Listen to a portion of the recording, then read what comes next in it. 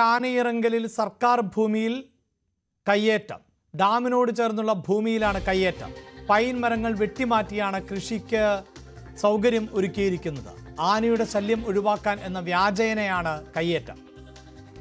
Prince James ആണ് വാർത്തയുടെ വിശദാംശങ്ങളുമായി ചേരുന്നത്. പ്രിൻസ്, പൈൻ മരങ്ങളടക്കം വെട്ടിമാറ്റി കൃഷിഭൂമിയാക്കി മാറ്റിയെന്ന് പറയുമ്പോൾ സാധാരണ കർഷകരാണോ അങ്ങനെ കയ്യേറ്റം നടത്തുക? പതിവില്ലാത്തതല്ലേ? കർഷകരാണോ അതോ വൻ ഗ്രൂപ്പുകളാണോ ഈ കയ്യേറ്റത്തിന് പിന്നിൽ? ആരാണ് അതിന് പിന്നിൽ എന്നത് വ്യക്തമാണോ? അഭിലാഷ്, ഇവിടുത്തെ നാട്ടുകാരായ ചിലരെ മുൻനിർത്തിക്കൊണ്ട് വൻതട്ട നടത്തുന്ന കയ്യേറ്റമാണ് നമുക്ക് അനുമാനിക്കുന്നത്. കാരണം ചിന്നക്കനാൽ മേഖലയിൽ മുൻപുണ്ടായിരിക്കുന്ന കയ്യേറ്റങ്ങളും സമാനമായ രീതിയിൽ തന്നെയാണ് ഉണ്ടായിരിക്കുന്നത്.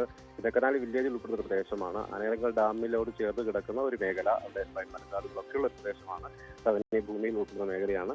അവിടെ ഈ മരങ്ങളൊക്കെ മുറിച്ചു മാറ്റിയിട്ടുണ്ട്, മുറിച്ച് ഇവിടെ ഇട്ടിട്ടുണ്ട്. അപ്പോൾ വിവിധ പ്രദേശങ്ങളിൽ ഈ സ്ഥലത്ത് ഏലം കൃഷി നടത്തിയിട്ടുണ്ട്. അപ്പോൾ ബാക്കി ഭാഗങ്ങളൊക്കെ ഏലം കൃഷിക്കായി ഒരുക്കിയിരിക്കുന്ന ഒരു സാഹചര്യം കൂടിയുണ്ട്. അപ്പോൾ ഇതിനോട് ചുറ്റപ്പെട്ടുള്ള ആളുകളുമായി സംസാരിക്കുമ്പോൾ പറയുന്നത് ആനയുടെ സാന്നിധ്യം പതിവായി ഉണ്ടാകുന്ന ഈ കാടുകൾ നിറഞ്ഞ പ്രദേശത്ത് ആന വന്ന് നിൽക്കാറുണ്ട്. അതുകൊണ്ട് വെട്ടി നിൽക്കുന്നൊക്കെ അവർ പറയുന്നുണ്ടെങ്കിൽ പോലും ഇതിന് പിന്നിൽ വലിയ ആളുകളുണ്ടെന്ന് വേണം കരുതാൻ. മുൻപും ഇത്തരത്തിൽ സമാനമായ പല സാഹചര്യങ്ങളും ചിന്നക്കനാലിൽ ഉണ്ടായിട്ടുണ്ട്. 301 കോളനിയോട് ചേർന്ന് കിടക്കുന്ന പ്രദേശങ്ങളിൽ ഉണ്ടായിട്ടുണ്ട്. ആദിവാസികൾക്ക് പതിച്ചു നൽകിയിരിക്കുന്ന ഭൂമിയിലൊക്കെയുള്ള ഒപ്പം ഈ മേഖലയിലുള്ള